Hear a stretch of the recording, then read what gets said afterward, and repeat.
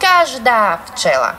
Pracujú neúnavne celý rok, aby medu bolo dostatok. Na jar v úli rušnoje, kráľovná tu ploduje. Čo to robí? Čo sa deje? Celý úľ sa tížko chveje. Vajíčkami zaplní plást za chvíľu a založí novú včeliu rodinu. V lete majú včielky práce veľa. Z kvetov nosia peľ aj nektár do úľa. Usilovne naplnia peľom svoje košíčky, len aby ich uniesli tie malé nožičky. Za svoj život spraví medu trošičku, jedna včela len za čajovú lyžičku. Jeseň dážď a mraky prinesie, vietor včielku ľahko odnesie. Trúdy si už svoju úlohu splnili. Je čas, aby sa ich včielky zbavili.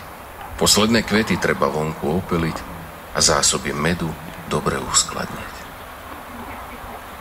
Včely nespia ani v zime, kráľovnú zohrievajú pilne, kmitaním krídel robia teplo. Do chumáča sa včelstvo zbehlo, spolu jedna pri druhej zimu prečkajú, o jarných kvetoch si básne šepkajú.